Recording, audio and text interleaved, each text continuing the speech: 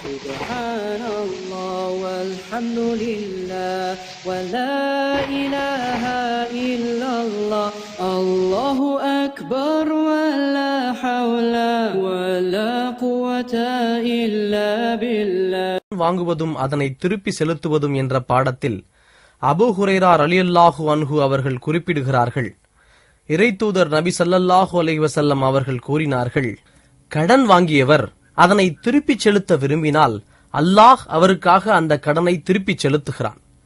அவர் வீண் விரயத்துக்காக அக்கடனை வாங்குவாரேயானால் அல்லாஹ் அவரை வீண் விரயமாக்குகிறான். இதன் அர்த்தம், ஒரு முஸ்லிம் கடன் வாங்கும் போது அதனை திருப்பி செலுத்த எண்ணுகிறான் என்று இறைவனுக்கு தெரியுமேயானால் இந்த உலகத்திலேயே அவன் கடனை அடைத்துவிட இறைவன் உதவுகிறான். அவன் கடனை அடைக்க எண்ணம் கொண்டிருந்து பணம் இல்லாத நேரத்தில் திடீரென்று இறந்துவிட்டால் அவனுக்காக அந்த கடனை மறுமையில் இறைவன் அடைக்கிறான். நற்காரியங்களுக்காக மறுமையில் அவன் அடையும் பலனை அது எந்த விதத்திலும் குறைத்து விடாது. அதே சமயம் வாங்கிய கடனை அவன் திருப்பி அடைக்க எண்ணவில்லை என்றால் இவ்வுலகத்திலும் சரி மறுமையிலும் சரி அதற்கான தண்டனையிலிருந்து தப்ப முடியாது.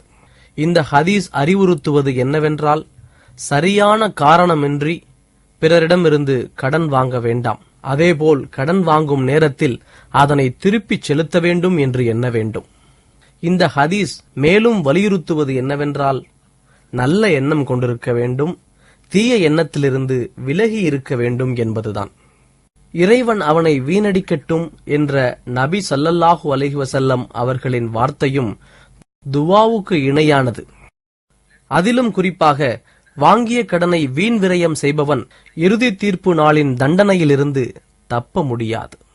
அபூ சயீத் ரலியல்லாஹு அன்ஹு அவர்கள் அறிவிக்கிறார்கள், நபி ஸல்லல்லாஹு அலைஹி வஸல்லம் அவர்கள் கூறினார்கள்,